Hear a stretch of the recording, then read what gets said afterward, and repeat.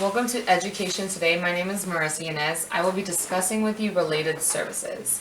The first thing I'm going to discuss is IDEA, which is the Individuals with Disabilities Education Act. So IDEA requires school boards to provide related and supportive services to students with disabilities who need such services to assist them in benefiting from their special education programs. IDEA defines related services as transportation such as developmental, corrective, and supportive services as speech, language pathology, and audiology services, interpreting services, psychological services, physical and occupational therapy, recreation including therapeutic recreation, social work services, school nurse services, counseling services including rehabilitation counseling, orientation and mobility services, and medical service for diagnostic and evaluation purposes. The first thing I will be discussing is through the text The Special Education and the Law by Alan Osborne and Charles Russo from our textbook. So I will be talking about figure 2.1 on page 68. So this is talking about related services and the necessary for students to gain access to special education programs outlined in their IEPs. This includes that anything needed for students to remain physically in the educational programs daily, necessary for students to make meaningful progress towards goals and objectives in IEPs.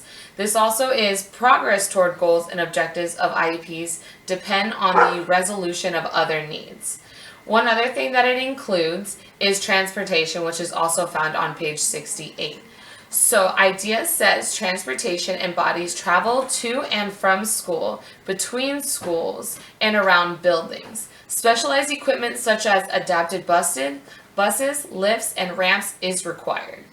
Another thing that is required, which is also on page 68, is counseling, psychological, and social work services.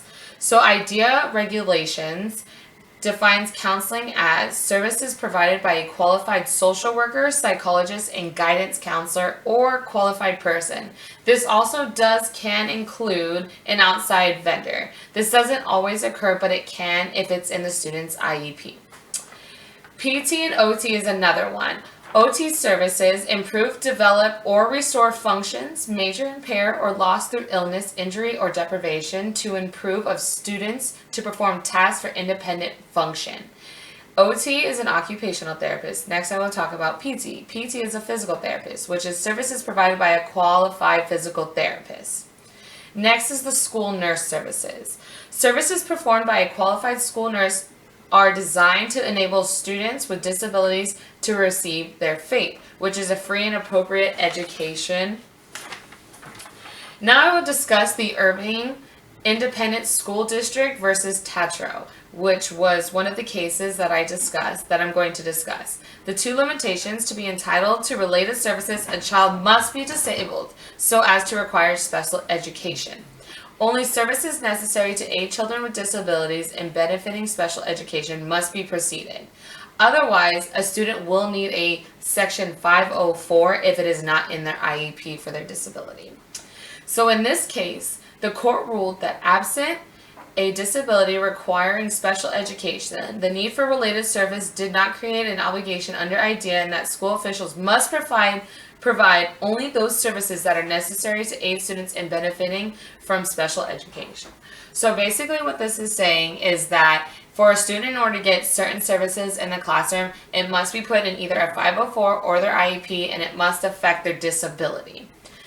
Now, I did two different researches. The first research I looked up I found the Center for Parent Information and Resources. I found this was a great resource because it explains the services to parents about their students with disabilities. Oftentimes, our parents are educated to know the background of their child's disability. So this helps them understand and have access to what their child with a disability can and cannot have access to. Another one I found was some school districts have a school district questionnaire. Now, the one I'm specifically relating to is from the Minnesota School District. So this was great because it puts questions that oftentimes parents have about their child with disabilities, and it answers the questions for them of what they can and cannot have access to.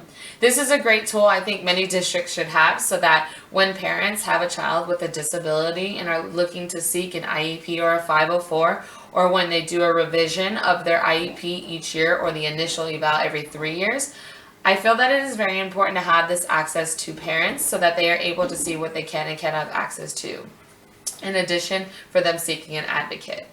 Now, the teacher I interviewed is Yanez. She is currently the coordinator for occupational and physical therapy. She was a teacher for 26 years and she's still currently administration for the district. So one thing that I asked her was, because she does work with related services of occupational and physical therapy, is how it has changed her looking out in the district. And for her, it has changed tremendously because she has realized the severity of how much students may need in order to be physically in the classroom. This is important because we should be able to ensure that students are getting all the access they need so that they can go to school daily. I found this really interesting because at first she said she didn't have a lot of experience with occupational and physical therapy, but since she's taken on the job, she's understood the different things that are needed in order for students to succeed in the school district, such as equipment like standers, walkers, and those kind of things. How I would include this in my classroom is, as an educator, I feel that I would want to ensure that my students with an IEP or a 504 will get the best of their ability and their understanding. I feel that they should have the power to have access to everything that they need to succeed in the classroom. When students have a lacking or are missing something in the classroom to succeed, such as a grip on a pencil so they can write cleaner, or something similar like having a number line, I feel that little things like that can make a huge difference in a child's classroom success. And I think that finding those things and what works best so that we can meet the goals on IEPs for these students each year is super important, so these students can grow to their best ability. That way they can gain as much knowledge as possible. So thank you for joining me here today on Education Today. Again, my name is Marissa Yanez.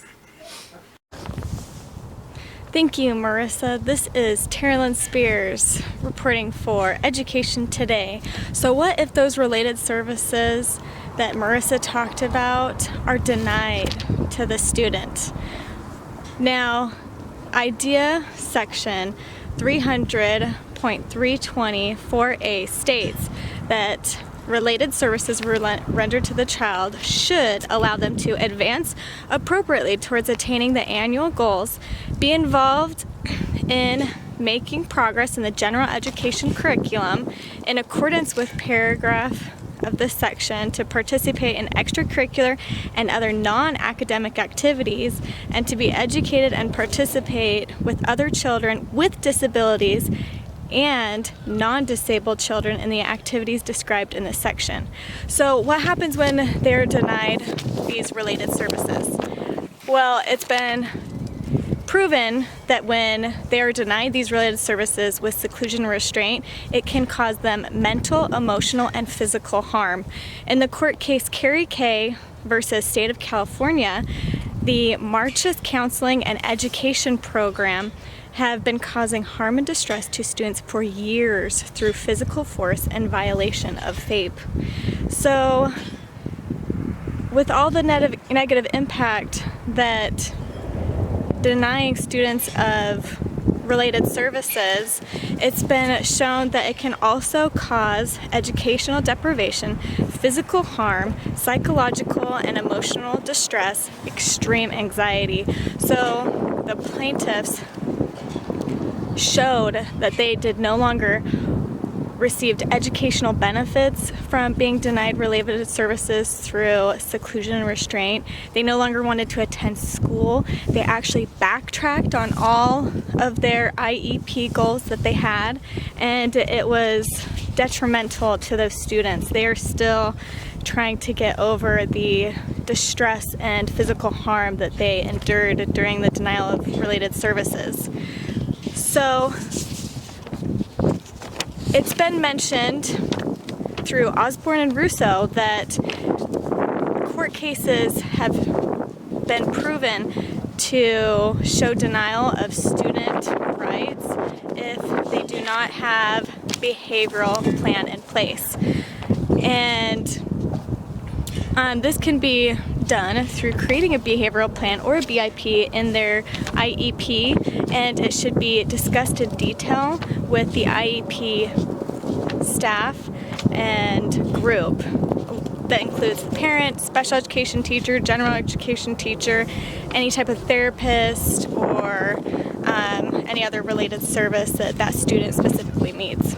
So I had interviewed Miss Janine Singling, and she is the intermediate autism teacher over at Namac Elementary School, and she says that she absolutely any cost does not do restraint or seclusion.